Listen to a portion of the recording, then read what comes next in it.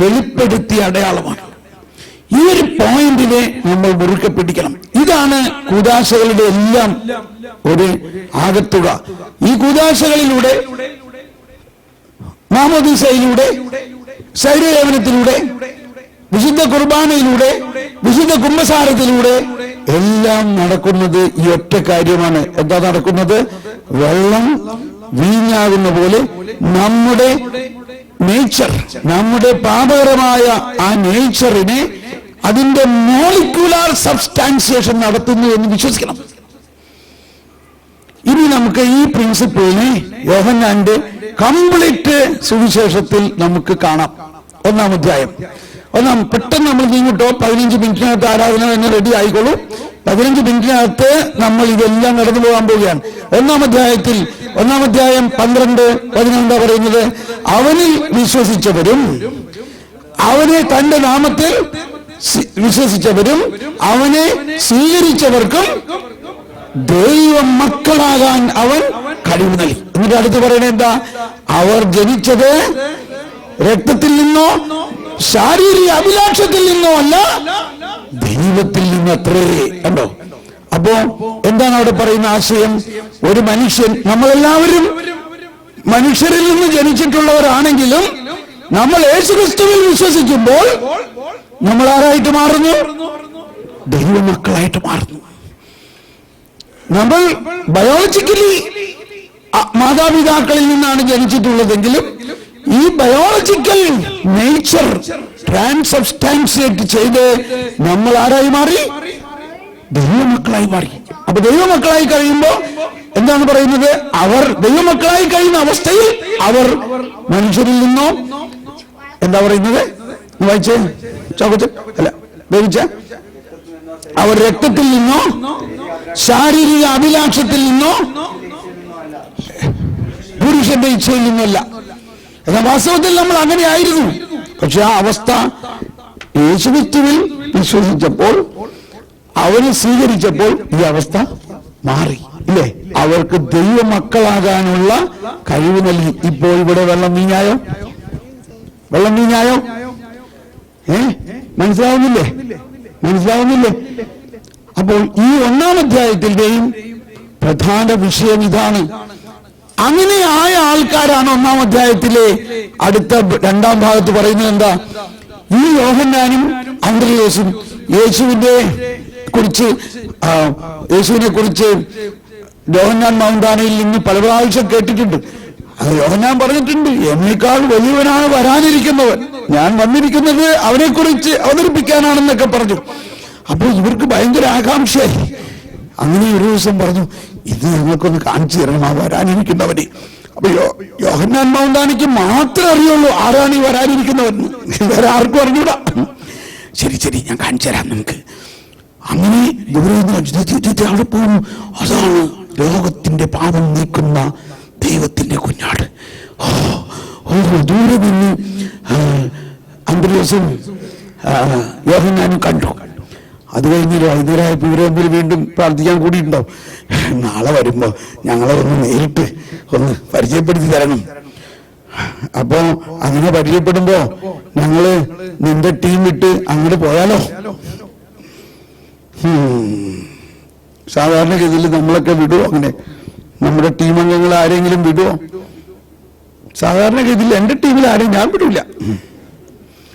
പക്ഷേ യോഹന്നാൻ പറഞ്ഞു, ധൈര്യമായിട്ട് പോയിക്കോ, അവൻ വളരണം, ഞാൻ തളരണം.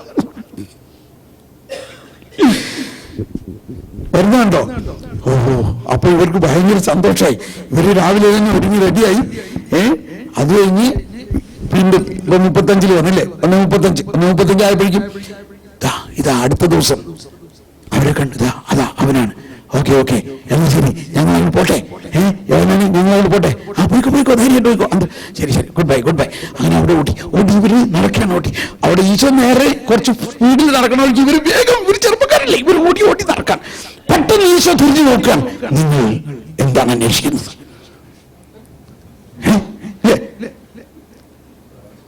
അതാണ് ഈശോ യോഹന്നാന്റെ സുവിശേഷം അനുസരിച്ച് ആദ്യം പറഞ്ഞിരിക്കണ വചനം.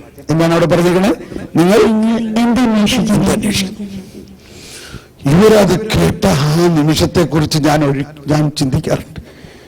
എന്തായിരിക്കും അവരുടെ ഹൃദയത്തിലുണ്ടായിരിക്കാവുന്ന ആ കോളിളക്കം, ആ സ്പർശനം. കാരണം മനുഷ്യനായി അവതരിച്ച കർത്താവ് ഈശോ ആ യോഹന്നാന്റെ സുവിശേഷം അനുസരിച്ച് ആദ്യമായിട്ട് ഒരാളോട് സംസാരിക്കുന്നതാണ്. ഇവർക്കൊന്ന് ഭയങ്കര സന്തോഷമായി. ഇവർക്ക് സന്തോഷമായിട്ട് അങ്ങ് എവിടെയാ താമസിക്കണേ,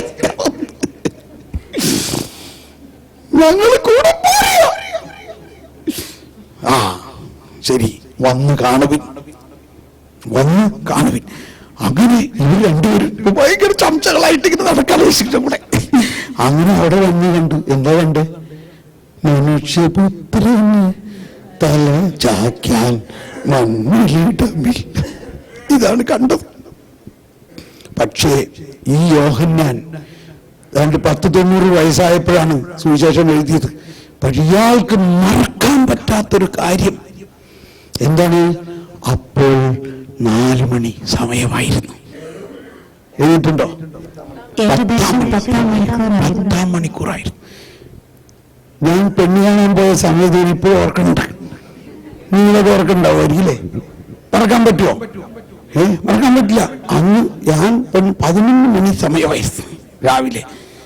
ഞാൻ ശരിക്കും ഓർക്കുന്നുണ്ട് എന്റെ ഹൃദയത്തെ സ്പർശിച്ച ആ നിമിഷം. ഇതുപോലെയാണ് യോഹന്നാന്റെ ജീവിതം. അപ്പോൾ വെള്ളം വീഞ്ഞായോ? യോഹന്നാൻ വെള്ളം വീഞ്ഞായോ? എന്താരും മിണ്ടാത്തെ? നിങ്ങൾക്ക് ഈ ഭാഷ മനസ്സിലാവുന്നില്ലേ? യോഹന്നാൻ അപ്പം മുതൽ അവന് വിട്ടിട്ടില്ല. അപ്പൊ യോഹന്നാനുണ്ടായ അനുഭവം ഇത് യേശുവിനും വിട്ടില്ല, അവിടെ ഒട്ടിയിടിക്കുകയാണ്. എന്നാൽ ഇതേ അനുഭവമല്ല അന്ത്രയോസിനുണ്ടായത്. അന്ത്രയോസിന് അവിടെ ഇരിക്കാൻ പറ്റുന്നില്ല. ഇതാണ് കോണ്ടംപ്ലേഷൻ ആൻഡ് ആക്ഷൻ എന്ന് പറയുന്നത്. യോഹന്നാൻ അവിടെ നിന്ന് വിടാൻ പറ്റുന്നില്ല, അന്ത്രയോസിന് അവിടെ ഇരിക്കാൻ പറ്റുന്നില്ല. ഇത് രണ്ടും ആത്മീയതയുടെ വലിയ കാര്യമാണ്. യോഹന്നാന്റെ ആ കോൺടംപ്ലേറ്റിംഗ് ഈശോയെ സ്നേഹിച്ചവരിക്കുക എന്നുള്ളതാണ്.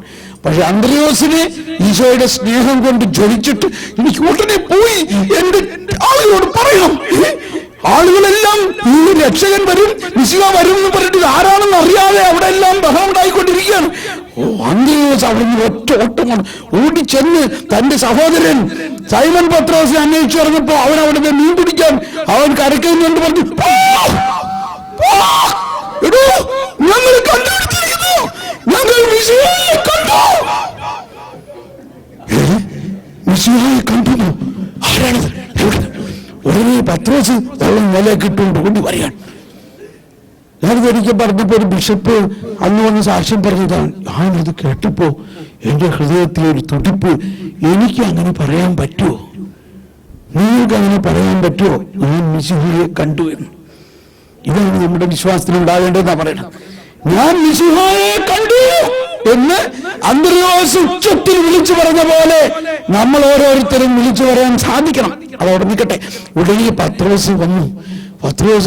പത്രോസിനെയും കുട്ടി അന്ത്രയോസ് ഉടനെ മിശിഹായെ അടുത്ത് വന്നു. കണ്ടതോടെ പത്രോസിനോട് പറഞ്ഞ സംസാരം. അപ്പൊ ഇതിന്റെ ആകത്തുക നോക്കുകയാണെങ്കിൽ എന്താ? യോഹന്നാൻ, അന്ത്രയോസ്, പത്രോസ്, ഫിലിപ്പ്, നഥാനിയേൽ, 5 അപ്പസ്തോലന്മാര്. വെള്ളം വീഞ്ഞായോ? അവരുടെ ജീവിതം രൂപാന്തരപ്പെട്ടുവോ? അവരുടെ ജീവിതം രൂപാന്തരപ്പെട്ടുവോ? അവർ പുതിയ സൃഷ്ടിയായോ? സമാധാനായി. ഇനി അടുത്ത അധ്യായമാണ് 2-ാം അധ്യായം. നമ്മൾ കേട്ടു എന്താണ് 2-ാം അധ്യായത്തിന്റെ വിഷയം. ഇങ്ങനെയാണ് ഞാൻ വന്നിരിക്കുന്നത്, ഈ സൃഷ്ടിയെ പുതിയ സൃഷ്ടിയാക്കണം. 3-ാം അധ്യായം ആരംഭിക്കുന്നത് നിക്കോദേമോസ് വന്നിട്ട് പറയുകയാണ്, ദൈവം കൂടെ ഇല്ലെങ്കിൽ, അല്ലെങ്കിൽ അതിനൊന്ന് പറയുകയാണ്, അങ്ങ് ദൈവത്തിൽ നിന്ന് വന്ന ഒരു പ്രബോധകരാണ്. ഇവിടെ നമ്മുടെ മലയാളത്തിൽ എഴുതിയേക്കുന്ന ഗുരു എന്നാണ്. ഗുരു എന്ന് പറയുമ്പോൾ നമ്മുടെ ഇന്നത്തെ ലാംഗ്വേജിൽ അത് കൃത്യമായിട്ട് മനസ്സിലാവുന്നില്ല. ഇംഗ്ലീഷ് പറയുന്നത് എന്താ? You are a teacher who has come from God. ഇത് നിക്കോദേമോസിനെ സംബന്ധിച്ച് വലിയ കാര്യമാണ്. കാരണം നിക്കോദേമോസ് ആണ് ഇസ്രായേലിലെ ഏറ്റവും വലിയ ലോയർ, ടീച്ചർ. ആ ടീച്ചർക്ക് മനസ്സിലായി ഇദ്ദേഹത്തിന്റെ ഈ പ്രബോധനങ്ങളൊന്നും മാനുഷികമല്ല, ഇത് ദൈവത്തിൽ നിന്ന് വന്ന ഡയറക്റ്റ് ആയിട്ടുള്ള ഒരു ടീച്ചിങ്ങാണ്. ആ അർത്ഥത്തിലാണ് മനസ്സിലാക്കേണ്ടത്. നിക്കോദേമോസ് ഇത്രയും മനസ്സിലായി, you are a teacher who has come from God.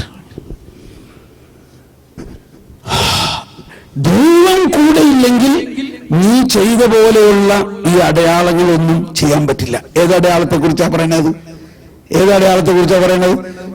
കാനായിലെ കല്യാണത്തിൽ നടന്ന അടയാളം. വേറെ ഒരു അടയാളം അവിടെ സംഭവിച്ചിട്ടില്ലല്ലോ.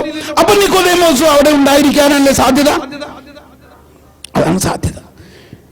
ഇത്രയും പറഞ്ഞു കഴിഞ്ഞപ്പോ കർത്താവ് പറയാണ്, ഇതൊക്കെയാണെങ്കിലും നിക്കോദേമോസ് ഇത്രയൊക്കെ മനസ്സിലായിട്ടുണ്ട്. നിക്കോദേമോസ് വലിയ നിയമജ്ഞനാണ്, പ്രമാണങ്ങൾ അക്ഷരം പ്രതി പാലിക്കുന്നതിൽ പ്രഗത്ഭനാണ്. അതല്ലേ നിയമജ്ഞൻ. 10 പ്രമാണങ്ങൾ കൃത്യമായിട്ട് പാലിക്കുന്നവരാണ് അവർ. ആ പശ്ചാത്തലത്തിലാണ് ഈശോ പറയണത്, വീണ്ടും ജനിച്ചില്ലെങ്കിൽ നിനക്ക് ദൈവരാജ്യത്തിൽ പ്രവേശിക്കാൻ പറ്റില്ല. നീ ഇസ്രായേലിന്റെ ഗുരുവാണ്, നിയമം കൃത്യമായിട്ട് പാലിക്കുന്നവരായതുകൊണ്ടൊന്നും ദൈവരാജ്യത്തിൽ പ്രവേശിക്കാൻ പറ്റില്ല. എന്തു വേണം? അയ്യോ ഉറങ്ങില്ലേ ഉറങ്ങില്ലേ ഉറങ്ങില്ലേ ഉറങ്ങില്ലേ എന്ന് ഉച്ചത്തിൽ പറഞ്ഞ് ജയ് ബോലോ ജയ് ബോലോ യേശു മസീഹാക്കി ജയ് ബോലോ ജയ് ബോലോ ജയ് ബോലോ യേശു മസീഹാക്കി. ശ്രദ്ധിച്ചോ? ഇനി 5 മിനിറ്റ് സമയമുള്ളത് നമുക്ക് ആരാധന നടക്കുന്നതിന്. 5 മിനിറ്റിനകത്ത് 10 അധ്യായം കവർ ചെയ്യാനുണ്ട്. ശ്രദ്ധിച്ചോ? ഇപ്പോൾ നിക്കോദേമോസിനോട് പറയുകയാണ്, നീ വീണ്ടും ജനിക്കുന്നില്ലെങ്കിൽ സ്വർഗരാജ്യത്തിൽ പ്രവേശിക്കാൻ സാധിക്കില്ല. പക്ഷെ ഇത്രയും പണ്ഡിതനായ നിക്കോയ്ക്ക് ഇത് മനസ്സിലാവുന്നില്ല എന്നുള്ളതാണ്. മനസ്സിലാവുന്നുണ്ടോ? പ്രൊഫസർ നിക്കോ ഇത് മനസ്സിലാക്കുന്നില്ല. എന്തുകൊണ്ട് മനസ്സിലാവുന്നില്ല? കുറ്റമല്ല, ഇത് അദ്ദേഹത്തിന് വെളിപാട് കൊടുത്തിട്ടില്ല. ഈ വെളിപാട് എന്നാ കൊടുക്കുക? ഉത്ഥാനം കഴിഞ്ഞാലേ ഈ വെളിപാട് തുറക്കുള്ളൂ. അങ്ങനെ ഒരു താക്കോലുണ്ടാകുമോ? താക്കോൽ ഇവരുടെ കയ്യിലുണ്ടെങ്കിലും അത് തുറക്കാൻ പറ്റില്ല. അവരും തുറക്കണില്ല, മറ്റുള്ളവർക്ക് തുറക്കാനും പറ്റില്ല. കാരണം ഈ വെളിപാട് കിട്ടണം. അപ്പോ ഈ നിക്കോ പറയുകയാണ്, ഇനിയും ഞാൻ ഈ വയസ്സായ ആൾ അമ്മയുടെ ഗർഭത്തിൽ പ്രവേശിക്കണമെന്നോ? അപ്പൊ വീണ്ടും ഈശോ പറയാണ്, ആത്മാവിനാലും ജലത്താലും വീണ്ടും ജനിക്കണം. അങ്ങനെ ഇതിനകത്ത് ഒരു 5 പ്രാവശ്യം ഇത് തന്നെയാണ്. അവസാനം ഈശോ പറയാണ്, നീ പഠിച്ചിട്ടില്ലേ ഇത്?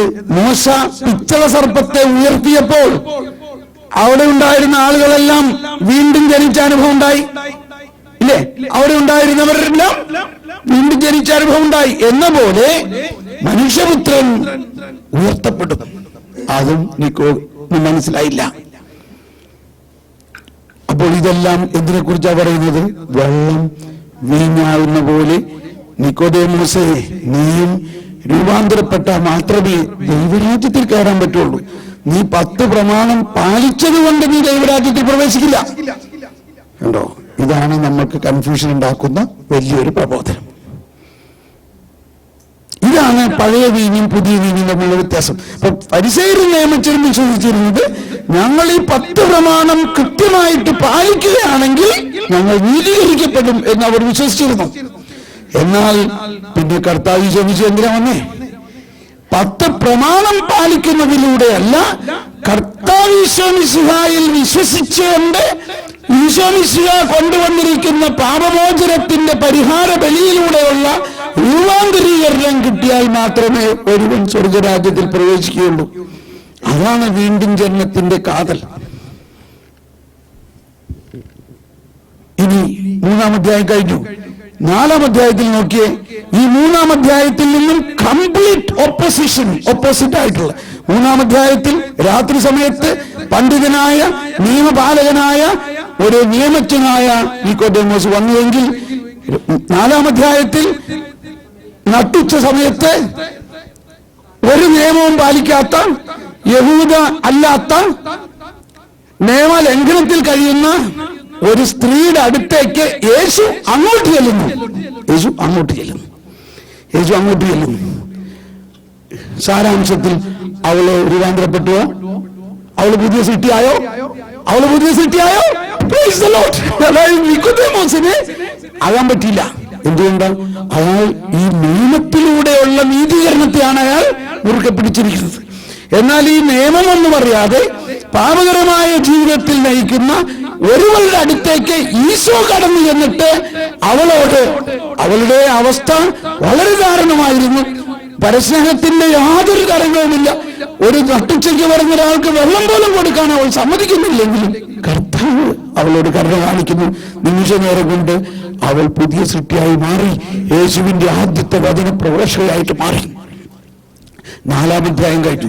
5-ാം അധ്യായത്തിൽ 38 വർഷമായി തളർവാദമായിട്ട് കിടക്കുന്ന ബെത്സദാ കുളത്തിന്റെ കരയിൽ കിടക്കുന്ന ആ മനുഷ്യനെ സഹായിക്കാൻ ഒരു നിയമം ഉണ്ടായിരുന്നില്ല. ഫരിസേയരും നിയമത്തിലും എല്ലാം അവിടെ വന്നിരുന്നുവെങ്കിലും അവരാർക്കും അയാളോട് കരുണ കാണിക്കാൻ സാധിച്ചില്ല. അതാണ് നിയമത്തിന് കരുണയില്ല. നിയമം ഈ സ്റ്റെറൈൽ എന്ന് പറയുന്നത് നിയമം സ്റ്റെറൈലാണ്. അതിൽ പ്രൊഡക്ടിവിറ്റി ഇല്ല, അതിൽ ഫലമില്ലാത്തതാണ്, ശിക്ഷ മാത്രമാണ്. അവിടേക്ക് യേശു കടന്നു എന്നുകൊണ്ട് സാബത്ത് ദിവസം അവനെ സുഖപ്പെടുത്തുകയും സാബത്ത് ദിവസം സാബത്ത് ലംഘിച്ചുകൊണ്ട് കട്ടിലെടുത്ത് നടക്കാൻ പറഞ്ഞു. ഇത് കണ്ട് അവരെല്ലാം ഇതെന്തി പറയുന്നു, സാബത്ത് ദിവസം കട്ടിലെടുക്കുന്നു, വലിയ തെറ്റാണ് ചെയ്യുന്നത്, മോശയുടെ നിയമപ്രകാരം ഇപ്പൊ നിന്നെ കൊല്ലും. എനിക്ക് അറിഞ്ഞൂടാ. എന്നെ സുഖപ്പെടുത്തിയവൻ പറഞ്ഞു കട്ടിലെടുക്കാൻ പറഞ്ഞു. ഞാൻ കട്ടിലെടുത്തു. ഇപ്പോ ഈ വയസ്സായ ആള് 38 വർഷം തളർന്നു കിടന്ന ആള് നിയമത്തിലൂടെ അല്ലാതെ കരുണയിലൂടെ കർത്താവിന്റെ സ്പർശനത്തിലൂടെ പുതിയ സൃഷ്ടിയായോ? ആയി. ഇപ്പൊ എത്രയോ 5-ാം അധ്യായം. 6-ാം അധ്യായത്തിൽ ഇതിന്റെ തിയോളജിയാണ്. എങ്ങനെയാണ് ഇത് ഭാവിയിൽ ആകാൻ പോകുന്നത് എന്നാ പറയണത്. എങ്ങനെയാകാൻ പോകുന്നത്? എന്റെ ശരീരം ഭക്ഷിക്കുകയും എന്റെ രക്തം പാനം ചെയ്യുന്നവരിൽ ഞാൻ വസിക്കുകയും അവരെന്നിൽ വസിക്കുകയും അവർ അന്ത്യദിനത്തിൽ ഉയർത്തെഴുന്നേക്കും. അവരെല്ലാം പുതിയ സൃഷ്ടിയാകും. 7-ാം അധ്യായത്തിൽ എന്റെ വിശ്വസിക്കുന്നവന്റെ ഹൃദയത്തിൽ നിന്നും ജീവജലത്തിന്റെ അരുവികൾ ഒഴുകും. അവൻ പുതിയ സൃഷ്ടിയാകും. 8-ാം അധ്യായത്തിൽ ഫരിസേയനും പാപിനിയും ഇതാ നിൽക്കുന്നു. ഇവർ രണ്ടുപേരെയും പുതിയ സൃഷ്ടിയാക്കിയോ? ഈ ഫരിസേയൻ ഇവളെ കൊല്ലാൻ വന്നിരിക്കുന്ന അവനിലേക്ക് യേശുവിന്റെ കരുണാർദ്രമായ സ്പർശനം സ്നേഹമൊഴുകിയപ്പോൾ കൊല്ലാനായിട്ട് അവർ കല്ലെടുത്ത് നിൽക്കാൻ ഒരു ഫുട്ബോൾ സൈസിലുള്ള കല്ലാണ്. ആ കല്ലുകൊണ്ട് ഇവർ പറയണം, ഇവളെ കൊല്ലണം, ഇവൾ പാപിനിയാണ്, ഇത് കണ്ടവർ തെളിവുണ്ട്. ഈശോ ഒന്നും മിണ്ടുന്നില്ല. എന്തുകൊണ്ടാ? യേശയ്യാ പറയുന്നത്, അവൻ കണ്ടിട്ടും കാണുന്നില്ല, അവൻ കേട്ടിട്ടും കേൾക്കുന്നില്ല. അവിടെ താഴെ എന്തോ എഴുതിക്കൊണ്ടിരുന്നു. എന്തായിരുന്നിരിക്കാം എഴുതിക്കൊണ്ടിരുന്നത്? ഒരുപക്ഷെ യേശയ്യാ 50-51 പറയുന്നൊരു കാര്യമുണ്ട്. എന്നിൽ നിന്നും പുതിയൊരു നിയമം വരും. അത് എന്റെ ഫരിസേയൻ നോക്കാം. എന്ത് പുതിയ നിയമം? ഞങ്ങൾക്ക് ഇനി പുതിയ നിയമമൊന്നും വേണ്ട, ഞങ്ങൾക്ക് മോശ നബി നൽകിയ നിയമമുണ്ട്, അതനുസരിച്ച് ഇവിടെ കൊല്ലും. വാശി, അരിശം. മോശ നിയമം നടപ്പാക്കാൻ പോകുകയാണ്. അപ്പോൾ ഈശോ പറഞ്ഞു, അനുകമ്പ നിറഞ്ഞ കരുണ നിറഞ്ഞ ഒരു വാക്ക്, നിങ്ങളിൽ പാപം ചെയ്യാത്തവൻ അവളെ ആദ്യം കല്ലെറിയട്ടെ. ഈ വാക്കും അതിലടങ്ങിയിരിക്കുന്ന ആ കരുണയും അതിലടങ്ങിയിരിക്കുന്ന ആ രൂപാന്തരീകരണത്തിന്റെ ശക്തിയും അവരെ സ്പർശിച്ചു. അവർ മനസ്സിലാക്കണം, മോശ നിയമമനുസരിച്ചുള്ള എക്സിക്യൂഷൻ നടത്താൻ അവർക്ക് പറ്റാതെ അവരുടെ കൈകൾ തളർന്നു. അവരുടെ കയ്യിൽ നിന്നും കല്ല് താഴെ വീണു. അവർ മുതിർന്നവർ മുതൽ ഓരോരുത്തരായിട്ട് പുറകോട്ട് പോയി. എല്ലാവരും പോയി. അത് കഴിഞ്ഞ് യേശു അവിടെ നിന്ന് എഴുന്നേറ്റു. ഈ പാപിനിയുടെ അടുത്തേക്ക് ചെന്നു പറഞ്ഞു, മകളെ, അവരെ നിന്നെ ശിക്ഷിച്ചില്ലേ?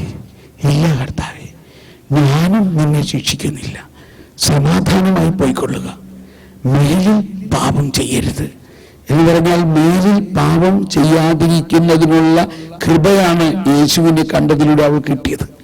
ഇപ്പൊ ഇവിടെ ഫരിസേയൻ പോലും രൂപാന്തരപ്പെട്ടു. ഫരിസേയൻ പോലും പുതിയ സൃഷ്ടിയായി മാറി. അവൻ ചെയ്യാനിരുന്ന കൊലപാതകം അവൻ ചെയ്യാൻ പറ്റുന്നില്ല. മാത്രമല്ല, നിയമവും പ്രവാചകന്മാരും യോഹന്നാനോടെ അവസാനിച്ചു. ഇതിവിടെ പൂർത്തിയാവും. നിയമവും ഈ നിയമം ഇവിടെ അവസാനിച്ചോ? ആ നിയമം അനുസരിച്ച് അവര് കൊല്ലണമെന്ന് പറഞ്ഞു വന്നിട്ട് കൊല്ലാൻ പറ്റിയോ? കൊല്ലാൻ പറ്റില്ല. നിയമം അവസാനിച്ചു. ഇനി എന്താ വരുന്നത്? ദൈവരാജ്യം, കരുണയുടെ രാജ്യം, പാപം ചെയ്യുന്നവനെ തോളിലേറ്റി രക്ഷിക്കുന്ന രാജ്യം. 8-ാം അധ്യായം. 9-ാം അധ്യായത്തിൽ ഒരു കണ്ണുപൊട്ടനെ ഈശോ സുഖപ്പെടുത്തുന്നത് നമ്മൾ കാണുന്നത്. എന്താണ് അവിടെ മനസ്സിലാക്കുന്നത്? വെള്ളം വീഞ്ഞാവുന്ന അവസ്ഥയാണ്. ഇവനെ സുഖപ്പെടുത്താൻ വേണ്ടി സുഖപ്പെടില്ല എന്ന് പറഞ്ഞാൽ പോരായിരുന്നോ? പക്ഷേ കർത്താവ് അവിടെ മണ്ണെടുത്തുകൊണ്ട് തുപ്പി അതിൽ ചെളി വരട്ടി ചെളിയാക്കി. എന്തിനാണ് ഈ മണ്ണിൽ തുപ്പി അതിനെ ചെളിയാക്കിയത്? ഇത് വെള്ളം വീഞ്ഞാക്കിയത് തന്നെയാണ്. ഈ മണ്ണ് മനുഷ്യന്റെ ആ ഒറിജിനൽ നേച്ചറാണ്. ആദത്തിന്റെ മക്കളായ നമ്മളിലേക്ക് ദൈവത്തിന്റെ കൃപാവരമായ യേശുവിന്റെ അധരത്തിൽ നിന്നുള്ള ആ തുപ്പലാവുന്നത് യേശുവിന്റെ കൃപയാണ്. അത് വന്നു കഴിഞ്ഞപ്പോൾ ഇതാ ഈ മണ്ണ് പുതിയ സൃഷ്ടിയായി ഈ മനുഷ്യനെ പുതിയ സൃഷ്ടിയാക്കുന്നു. ഇവന്റെ ആരുടെ പാപം മൂലമാണത് നമുക്ക് കേട്ടിട്ടുണ്ട്. ആരുടെയും പാപം കൊണ്ടല്ല, ഇത് ദൈവത്തിന്റെ മഹത്വം വെളിപ്പെടുത്താൻ വേണ്ടിയാണ്. 9-ാം അധ്യായം. 10-ാം അധ്യായത്തിലാണ് വീണ്ടും തിയോളജിക്കൽ ആയിട്ടുള്ള എക്സ്പ്ലനേഷനാണ്. എന്റെ ആടുകളിൽ ഒന്നുപോലും എനിക്ക് നഷ്ടപ്പെടാൻ ഇടവരികയില്ല. അവയെ എനിക്ക് തന്ന പിതാവ് എന്നേക്കാൾ വലിയവനാണ്. ഞാൻ എന്റെ ജീവൻ കൊടുത്ത് അവയെ നേടും. ഇതാണ് 10-ാം അധ്യായം. 11-ാം അധ്യായത്തിൽ ഈ പുതിയ സൃഷ്ടിയാവുന്ന വെള്ളം വീഞ്ഞാവുന്നതിന്റെ ക്ലൈമാക്സ് ആണ്. എന്താണ് അവിടെ കാണുന്നത്? മരിച്ച് ചീഞ്ഞ ലാസർ. അങ്ങനെ ചീഞ്ഞ ലാസറിനെ പുതിയ സൃഷ്ടിയാക്കിക്കൊണ്ട് കർത്താവ് ആ ദൈവരാജ്യത്തിന്റെ അടയാളം പൂർത്തിയാക്കുകയാണ്. വരുവിൻ. ഇന്ന് ഈ ആരാധനയിൽ നമ്മൾ ഇത് മാത്രമേ ആഗ്രഹിക്കേണ്ടതുള്ളൂ. ഇനി നമ്മൾ കുമ്പസാരിച്ചു, ഇനി നമ്മൾ വിശുദ്ധ കുർബാന, ഇതിലൂടെ ഈ പറയുന്ന 1 മുതൽ 11 വരെയുള്ള അധ്യായത്തിലെ സർവ്വ സംഭവങ്ങളും നമ്മളിൽ നടന്നു കഴിഞ്ഞിരിക്കുന്നുവോ? നമ്മളിൽ നടന്നു കഴിഞ്ഞിരിക്കുന്നുവോ? കണ്ടോ, ആരും പറയണില്ല. ഇപ്പോഴും നമ്മൾക്ക് വിശ്വസിക്കാൻ പറ്റണില്ല. ഒന്ന് വിശ്വസിച്ച്, ഈ സംഭവങ്ങളെല്ലാം നടന്നു കഴിഞ്ഞോ? മാമോദീസായിലൂടെ, സ്ഥൈര്യലേപനത്തിലൂടെ, വിശുദ്ധ കുർബാനയിലൂടെ നമ്മൾ വെള്ളം വീഞ്ഞാക്കിയ പോലെ മറ്റൊരു പുതിയ സൃഷ്ടിയാണോ? എങ്കിൽ എഴുന്നേൽക്കൂ, വരുവിൻ. നമുക്ക് ഈശോയെ വിളിച്ചു വെച്ചുകൊണ്ട് ഇപ്പോൾ നമ്മൾ അതിന്റെ പൂർണ്ണ അനുഭവത്തിലേക്ക് വേണ്ടിയുള്ള ഒരു പ്രാർത്ഥനയാണ്. നിങ്ങൾ ഹൃദയം തുറന്ന്, ഇവിടെ ആന്തരിക സൗഖ്യവും ഡെലിവറൻസ് എല്ലാം ഇതിൻ്റെ അകത്തുണ്ട്. നമ്മൾ പുതിയ സൃഷ്ടിയായി കഴിയുമ്പോൾ ഇതിലും വലിയ എന്താണ് ആന്തരിക സൗഖ്യത്തിന് വേണ്ടത്? ഇല്ലേ? പുതിയ സൃഷ്ടി ആവുക. നമ്മളിലുള്ള മൂലപദാർത്ഥങ്ങൾ, കോപം, വാത്സല്യം, ശത്രുത, കലഹം, വൈരാഗ്യം എല്ലാം മാറി ആദത്തിന്റെ പാപമൂലമുണ്ടായിട്ടുള്ള ഇനിയും മാമോദീസ കഴിഞ്ഞിട്ടും ബാക്കി നിൽക്കുന്നതെല്ലാം നമ്മളിവിടെ പുതിയ സൃഷ്ടി ആവുന്നതിന് ഈശോ വിശുദ്ധ കുർബാനയിലൂടെ സംഭവിപ്പിച്ച് കഴിഞ്ഞിരിക്കുമെന്ന് വിശ്വസിച്ചുകൊണ്ട് നമ്മൾ പ്രാർത്ഥിക്കാൻ പോവുകയാണ്.